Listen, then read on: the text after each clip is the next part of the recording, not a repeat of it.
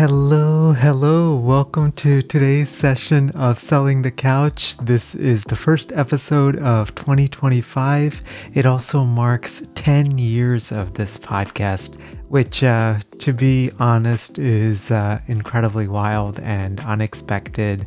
I remember starting STC in 2015, having so many fears and uncertainties. There's particularly nothing remarkable about me. I'm naturally more introverted. I had never done any sort of broadcasting or anything like that. And STC was just a small dream driven by this idea of how do we use our skill sets beyond what a therapist is typically taught to do.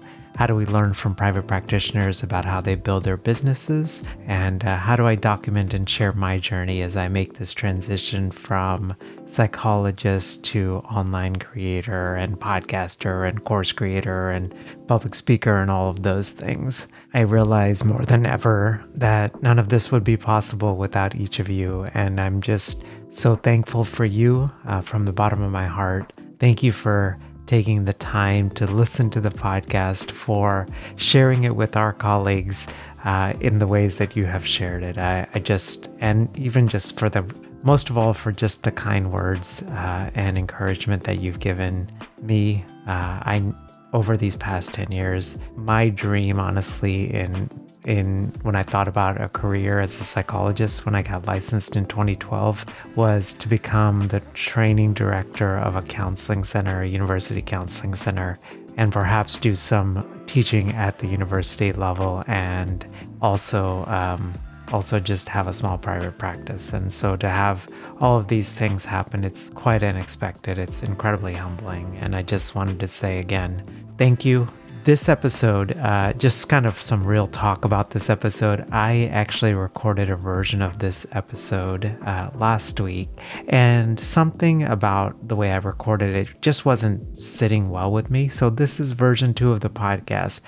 To be honest, I haven't recorded a podcast 2 times in, I would say, a good 5 years. Part of me for recording this is I realized in just sitting with some of what I shared in that first one, I was like, oh, there's some stuff I didn't share. And then I think there's a part of me that this episode particularly feels very vulnerable. And I feel like I may disappoint you. And a part of this and part of that, I think, is my own need to keep everyone happy. But about a year ago, I created a podcast and a YouTube about my decision to go back into private practice. I wanted to share an update on how all of that is going. Why does this feel so vulnerable? Well, in this video, this video isn't about how I'm crushing it in private practice in the past year. In fact, it's the opposite. After a lot of thought and prayer and counsel, I've actually decided to put a pause on my private practice journey for now. This episode is about things that went into this decision that have particularly happened in my life since I recorded that episode, and about the lessons that I'm taking away as I build my own business, with the hope and intention that it encourages you to not just build a private practice or a online business, but it encourages you to build one that fits the life and the pace that you want and that you and your loved ones deserve. I've been sitting on this video because I've been thinking also about that first video. I remember being so excited to create it. There were so many of you that sent some incredibly kind and encouraging words, telling me, oh my gosh, how excited they were, that you were for me to launch the private practice. And that YouTube video that I created was actually one of our most watched episodes, most watched videos, and the audio version of the podcast was one of the most listened to as well. But there was this feeling inside of me that I would disappoint you in creating this video, and the people pleaser part of me really struggles with this because I want you to like me at the core of it. At the same time, I think a lot about my most favorite podcasters and YouTubers and the content that they create. Some of the practical stuff that they share is obviously helpful, but what connects me most to them and where I see their humanity is when they share raw and unscripted videos about things that they are navigating and struggling with. Because, that's where I feel like in these moments is where we learn the most about life and business. And one thing I've learned in the past 10 years with STC is that business is often about the strategic decisions and the pivots that you make as much as it is about the products and services that you launch. Now, the truth is, social media pivots, or social media often shows a sliver of someone's life, right? And it's so easy for all of us to see those things on social media and feel like, wow, why am I not measuring up? Or they seem to have it all perfect. And the reality is we don't build businesses in vacuums. There is often external factors that dictate how we build and what we build and the pace we build and all of those things. And some of those things we can control because they have minimal effects on the things that we do. And others we can't control, yet they seem to have significant effects on the things that we do. I broke this episode into 2 parts. The first part, I wanted to share 3 life events that have happened since I published that video and that podcast that informed my decision to pause the private practice journey. And in part 2, I wanted to share some simple insights as I've learned as a result of those events, as I think about the totality of life and how it weaves into what I get to build. So 3 major life events. Sorry that I'm pausing a little bit. My Notion seems to have a little bit of difficulty with scrolling today. But 3 kind of life events have happened. First, Susan's work has transitioned from work at home to work from home to back in the office. Pre-pandemic, my wife was in the office 5 days a week, as most of us were. During the pandemic, she was able to work home 5 days a week, and I realized the privilege of that. Then there was this transition period where she went back into the office 2 days a week and was able to work from home 3 days a week. This was perfect for our family, especially raising a young child. We could divvy up things like pickups and drop-offs from preschool and kindergarten and all of those things. And then we could also do things like share, prepping meals as well as, giving our daughter a bath, all of that kind of stuff, right?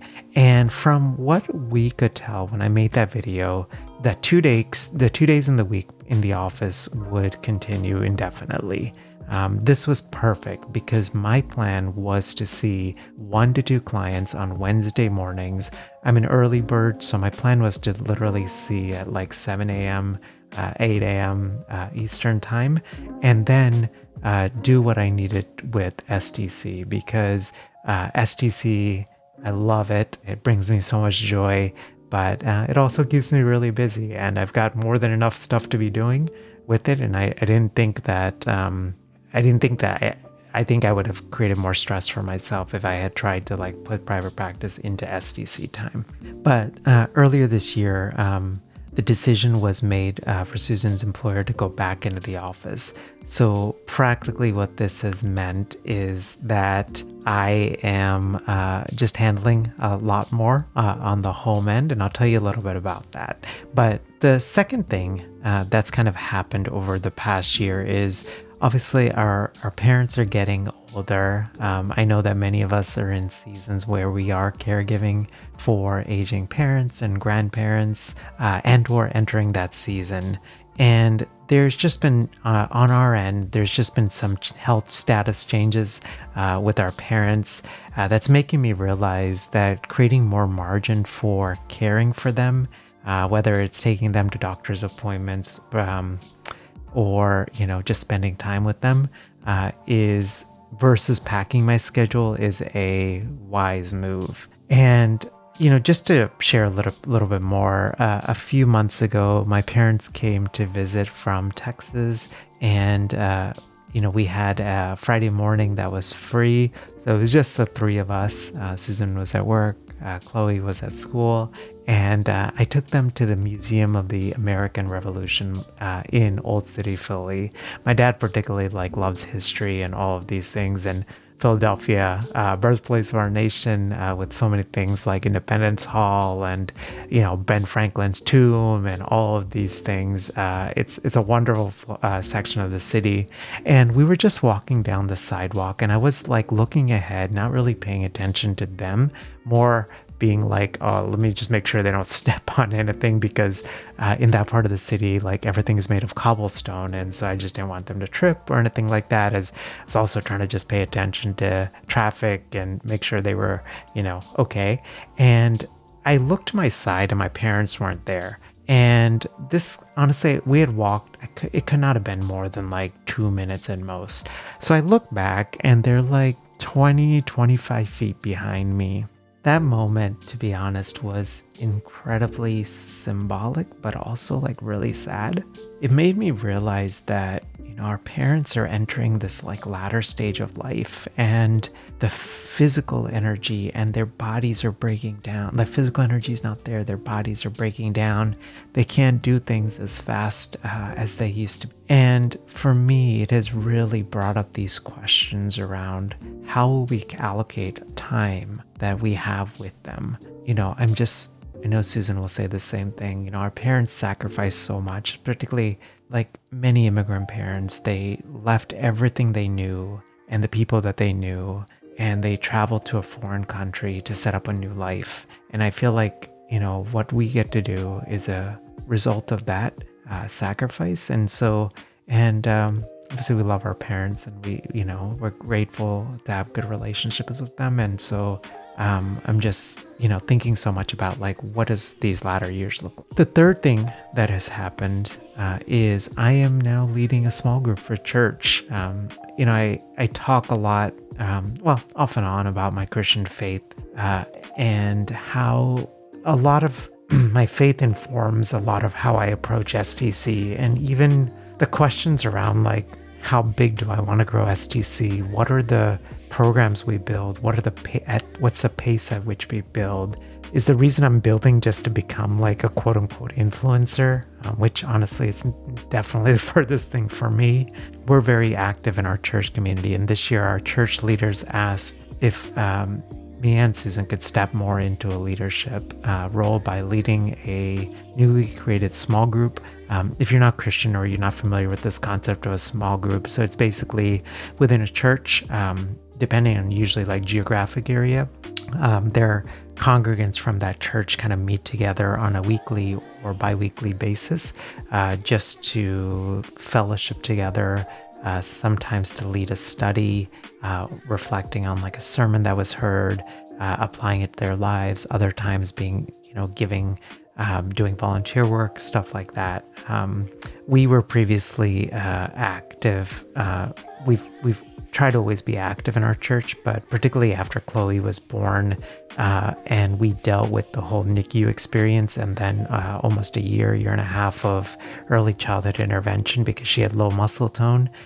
We really pulled back on kind of church-related stuff just because it was just so much to deal with. And prior to Chloe being born, I actually co-led a small group, and it was really fulfilling. And to be honest, it's something we'd been thinking about and praying for, if this was something that we wanted to step back into, and it happened. But leading a small group is not just about showing up. There's a lot of administrative stuff, which I'm thankful for STC because I feel I've learned some of these systems now. But it also takes some time to prep for lessons and build relationships with members, plan activities, attend activities, all of these things. Now, I wanted to get to the crux of all of our conversation today, which is, some of the implications and the realizations I'm having as a result of these changes. So first, Susan's change in work schedule has shifted my own parenting responsibilities. The days on weekdays, my parenting day basically starts at 6 a.m.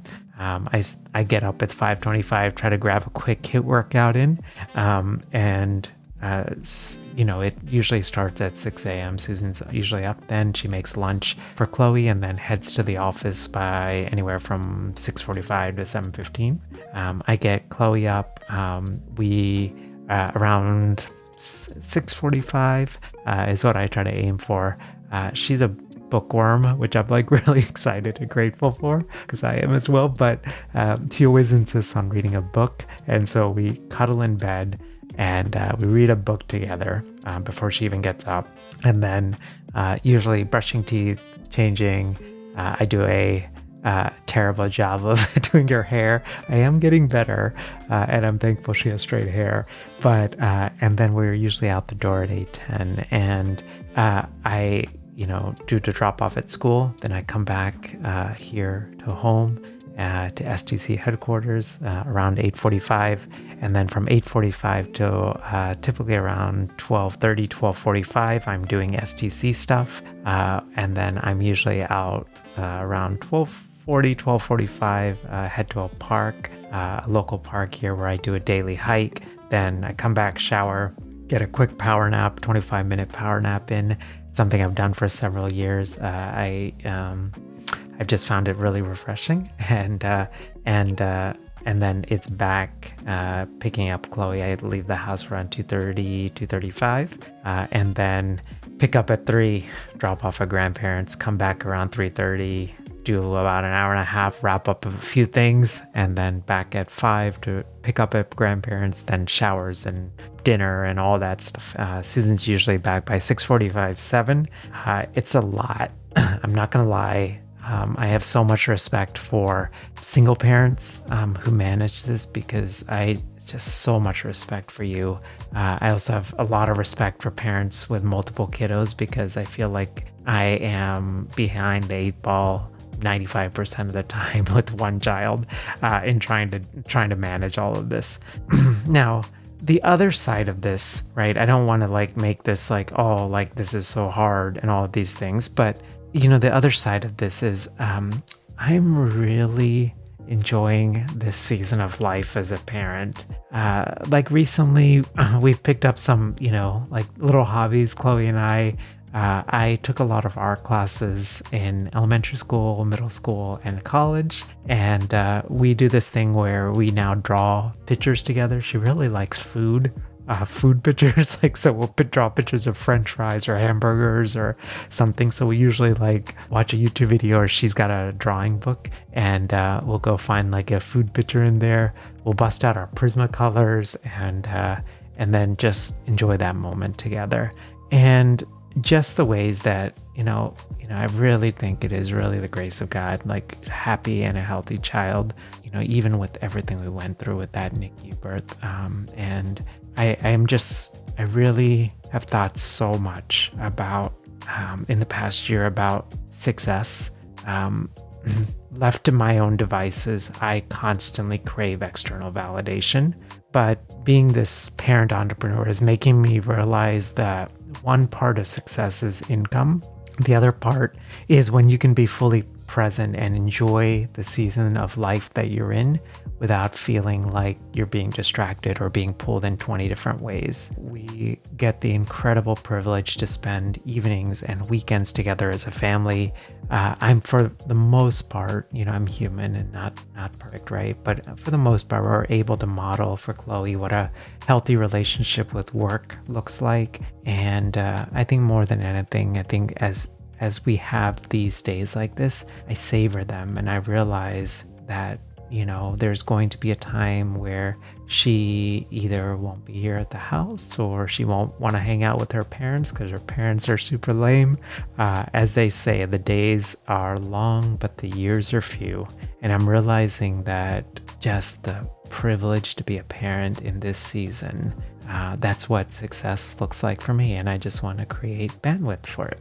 The second thing I'm coming to realize is I don't think my brain is wired to run 2 different businesses, and this is just being honest and real. With private practice, I went through the whole process. I set up my LLC with the PA state, the Department of State. I applied, I got liability insurance. I applied for PsyPact, which is a licensure reciprocity agreement for psychologists. So I, technically could see clients in 30 some odd states in the US. And, in the process of that, like what I was trying to say is, okay, let me just figure out some of these logistical things, but let me also check my own mental health in the process of doing this. I feel like there are colleagues who did this incredibly well, managed like 2 different businesses. So for example, they'll see clients and run a training company, or they're seeing clients and doing corporate stuff. I have so much respect for you if you are one of those folks.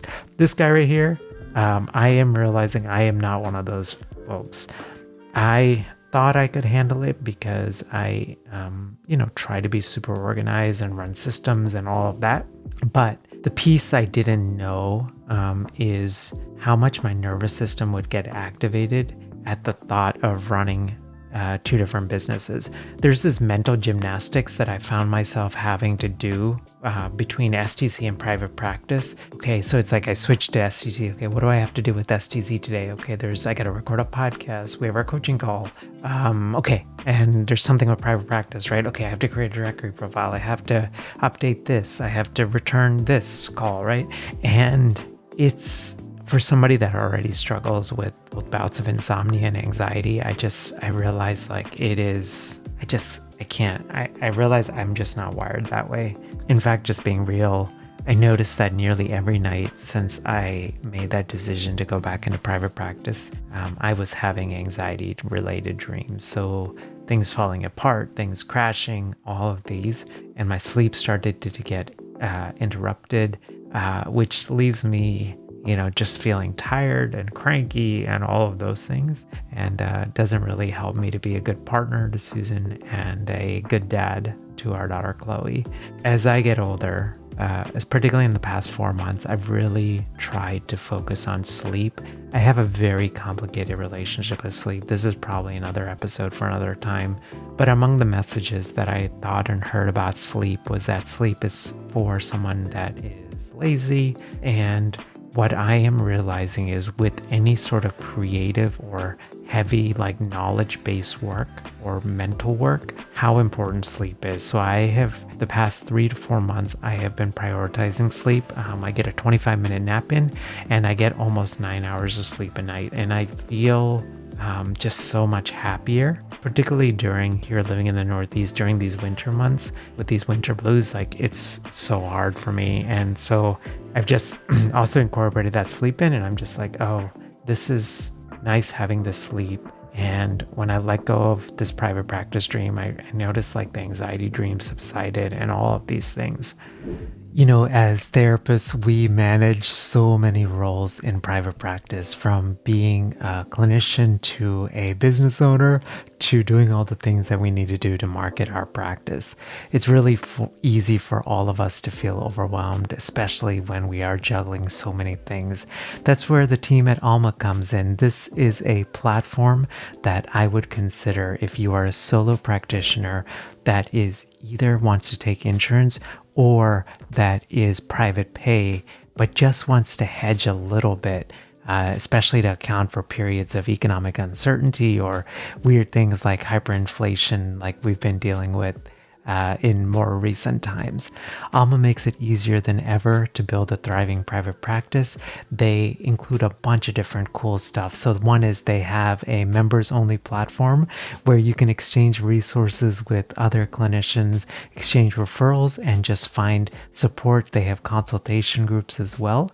And they also offer CEUs as part of your membership at no additional cost. These are both live and on demand. Now, in order to get credentialed with Alma, typically to get credentialed with insurance, it takes months and months, but Alma actually has a 45-day credentialing process, and you actually get increased reimbursement rates. So they're often higher than if you were to go just through the insurance carrier and if you were just to apply as a solo practitioner. And the really cool thing is they guarantee payback within 2 weeks of when you see the client, so that you can ensure your income stays steady. You can see as few as like 1 client or 2 clients just to hedge a little bit. And Alma also has a HIPAA compliant telehealth platform so that everything is safe and secure.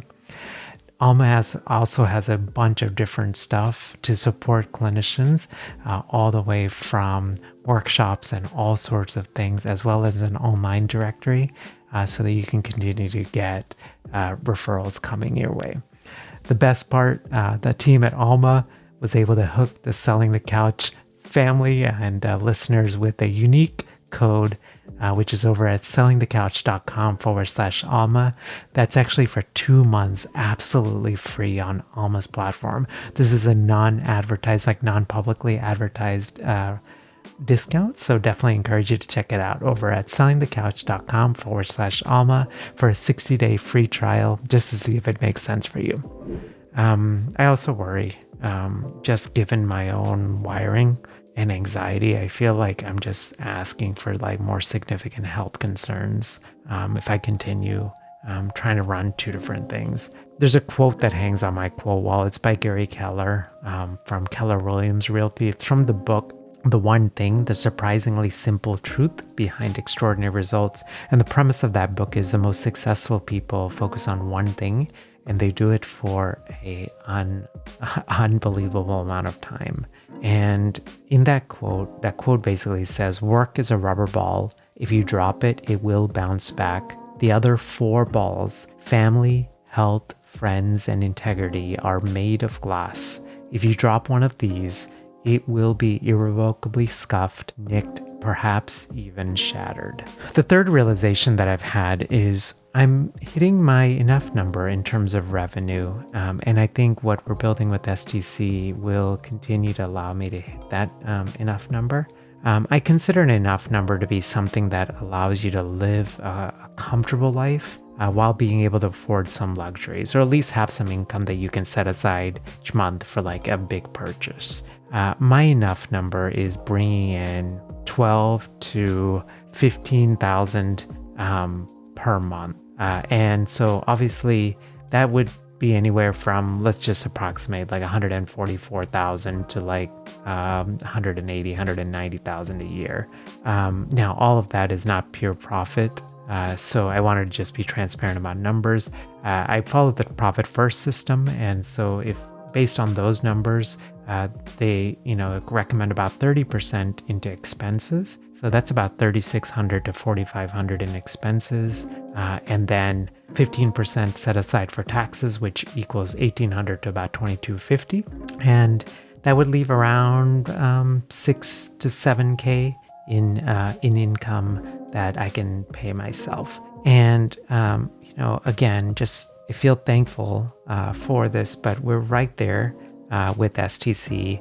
There's some stuff that I want to kind of tweak, namely like having our own products and services provide the lion's share of that income. And the reality also is there's some ups and downs in every business. So it's very possible that I'll go under this income at some point. But I know that what we're doing with STC, between our Healthcasters podcasting course for therapists, which now has 244 therapists who have signed up for it. It's a great community. Our mastermind for therapists creating their first course, which we just passed 50 therapists who've gone through that year-long mastermind. And we have now an established elite, which is basically a mastermind for veteran course creators. We just launched that in March. So we have 3 colleagues in there now, and hoping to add several more here in the coming months. And sponsorship income, I think I can reasonably hit that. The other thing I realize is, I think naturally Susan and I both lean toward being savers. And so I don't foresee like our expenses like significantly increasing where we would need like much more income than that. And yeah, so between my income and between Susan's income, I feel like, we've hit a good number where we can have that sort of enough. And I think so much of life and business, I would not have thought this when I started STC, and even in my 30s, I don't think I would have thought it this way. But I think one thing I've learned, and now getting a little bit more gray hairs here, is the ability to walk away from really good opportunities is actually one of the wisest things that you can do as a business owner, because you realize that it's not just about the revenue or the influence, you start thinking about the compromises that you're going to have to make in order for that thing to take off. And so, yeah, it's just something I think a lot about now. The fourth thing, parents getting older. So it's looking like we're going to have to be caregivers to at least one set, if not both sets of our parents. It's something, again, that we feel so strongly about as both of our parents left their own homes and their own family and loved ones for a better life for us. I've also talked to quite a few friends, and they all say that caregiving is incredibly hard, both practically and emotionally. And I thought about that, right? And needing bandwidth, and my own tendency with anxiety and insomnia. And I think reality is with my work schedule, I may be probably going to be the one that has the most flexibility. I also came to this realization, right? I hope this podcast has shared this many times, which is private practice is wonderful. I will never frown upon anybody starting private practice. I think it's wonderful. There's such need, right? But the reality of private practice is it's not just like I'm going to go see clients for 3 hours a week, right? And those 3 hours are all I'm going to focus on. There's consults, there's the marketing, there's returning calls, there's case notes, there's networking. There's all of these extra layers that get added when you start a new business that I knew in the back of my mind, but I don't know. I just thought maybe I could just power through it. But with our parents getting older and just needing more help, again, I think it's just wiser from a life perspective to leave more margin for things like doctor's appointments or going over and just grabbing chai with them and just seeing how they're doing and all of those things. The fifth and final thing is what I think a lot about is not just this year, but I think of many years, which is how can I best leverage what we built with STC to maximally benefit our field and the world. As I mentioned at the beginning, the podcast is now 10 years old. We are right at 1.81 million downloads.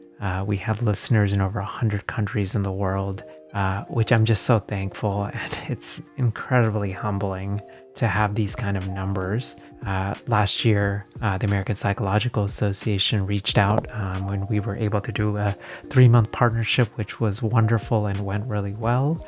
And I've had some incredible companies in the mental health space reach out to do partnerships or even ask if I wanted to sit on their executive boards. Again, all of this is stuff I never anticipated in my wildest dreams. And so I just realized sometimes you walk into situations and you don't know how things will turn out, but you just are thankful for those moments, and you just take things as they come and you weigh them as they come. Practically what this means is, the influence of selling the couch, the influence that I have, it's growing. And one of the things I think a lot about is the power of influence.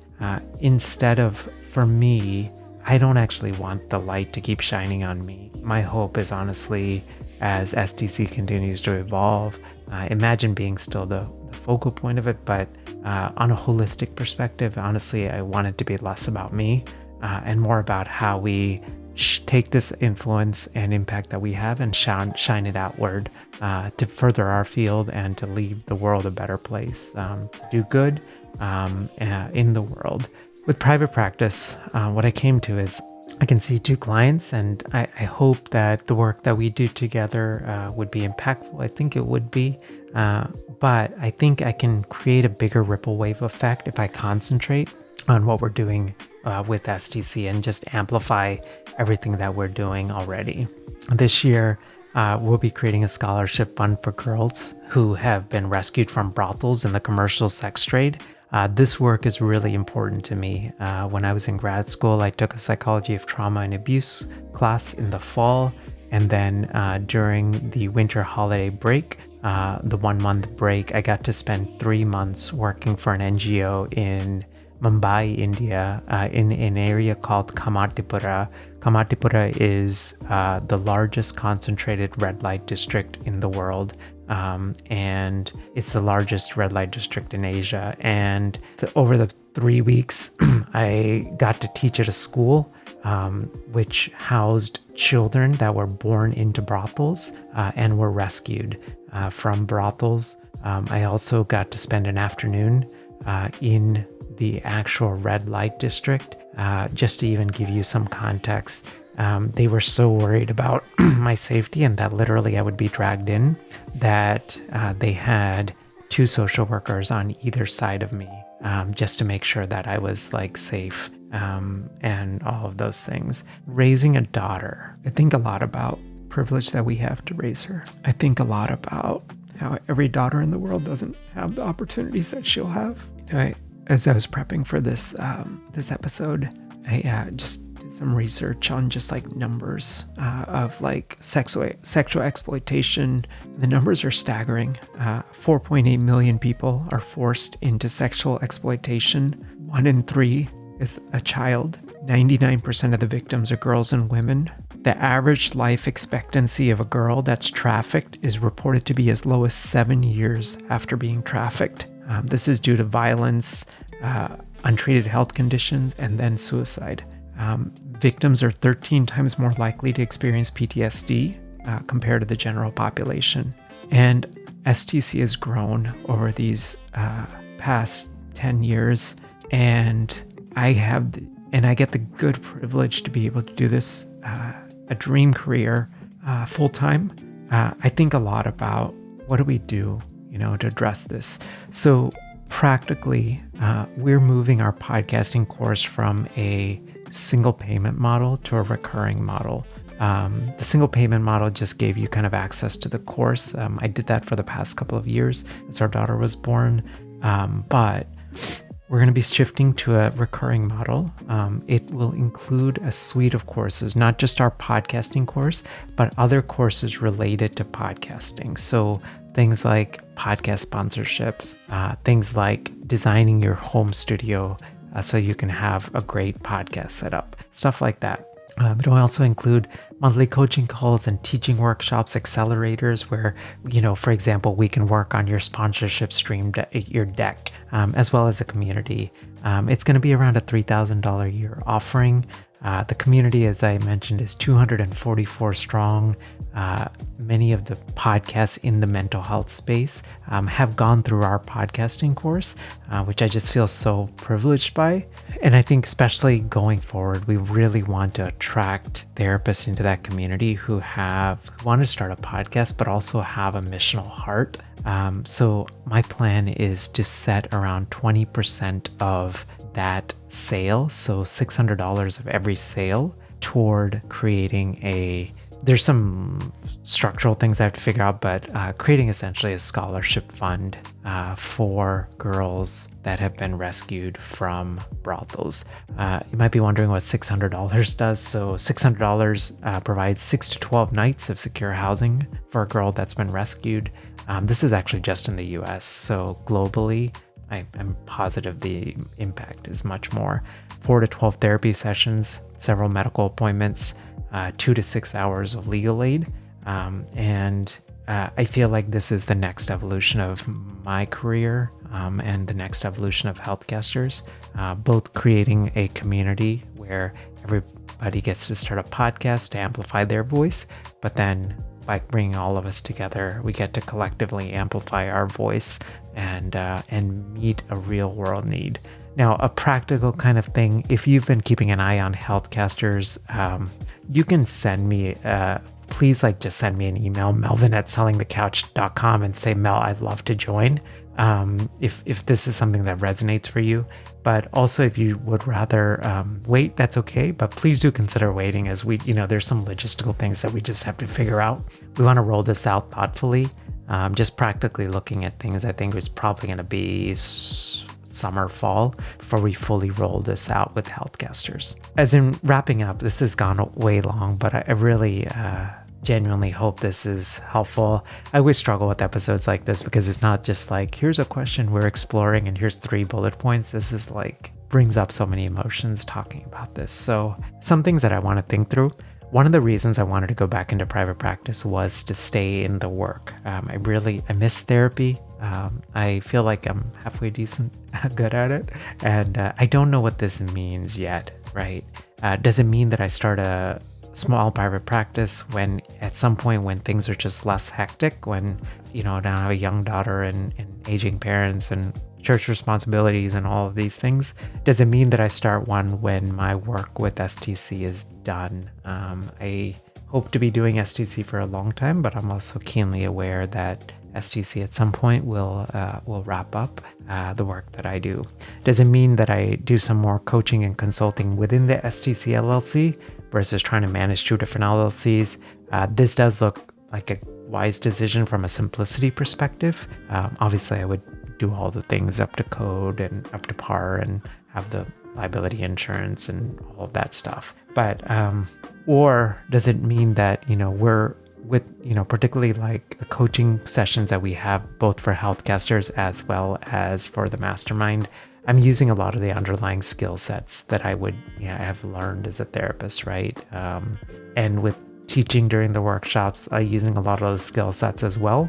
And is that going to be enough? I don't know yet. I think I need more data, if I'm just being completely honest. And it's something that I just want to kind of figure out. By the way, if you are interested in checking out our online course, Mastermind for Therapists, we only open up twice a year. It's going to be opening up in mid-January.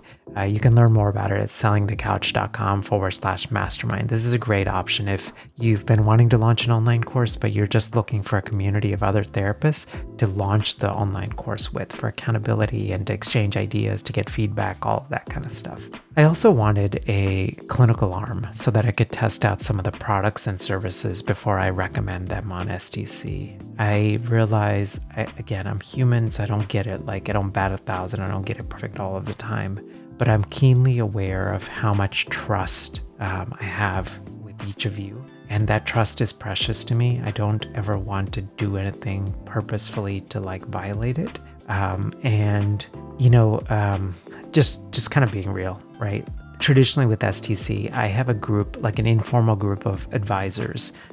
These are private practice consultants and coaches. These are clinicians in private practice. These are folks that serve mental health tech, all of those things. People that I feel like are just high integrity, high character. And when there's products and services where I have partnership opportunities, I usually reach out to them and I ask them hey, what do you think about this? Or, and I try to take a holistic bent on it, as well as doing my own research. You and I both know this, especially with the mental health crisis. There is a lot of money getting thrown into mental health, and it's unreal. Again, I just wanted to be open and transparent. In the past couple of years, I actually turned down a $60,000 podcast sponsorship for a year because I was relying on my advisors. I was looking online and I knew enough where I'd seen it in Facebook groups and Reddit threads that there was very much a misalignment with what the mission of that company was and what I wanted for STC. And I turned it down, and it was more money than I was making in the early days as a psychologist when I was working in the group practice. I'm not saying any of this to be arrogant at all. I'm just realizing more than anything, with so much money getting thrown into mental health tech, it's a different ballgame now. It's many of these companies have multiple $1 million seed funding rounds and all of these. And there's a bunch of companies, I do feel like they're doing really good work in the world. And, they have clinicians on their boards, all of that kind of stuff. But there's also enough companies where they see it as hey, mental health is hot right now. There's a lot of money and opportunities here. Let me come and we have all this money, and let me just try to get this guy to sponsor the podcast, or let me go try to be a sponsor and throw this money at him. And it's stuff that I still have to navigate, but I just wanted to be open and honest. And I also think this, but my leaning will always be protecting our field and trying to make, with all of these partnership opportunities, trying to make decisions based on integrity and protecting our field, as if I am in private practice, I would want to make those same kind of decisions. This was a long episode. I am sorry if it was really rambly, but I just wanted to be open and transparent about this decision to put a pause on private practice. Again, it ultimately came down to three things. One is just changing Susan's work schedule. Two is just realizing that parents are getting older. We're entering this season of caregiving. And the final thing is, just some more responsibilities with church and leading a small group now. And I'm realizing I just need to make some more time for those things so that I can think about a more holistic perspective on success. I hope that you have a wonderful day. And I thank you again from the bottom of my heart for tuning in. And I can't wait to share some more episodes with you. Bye.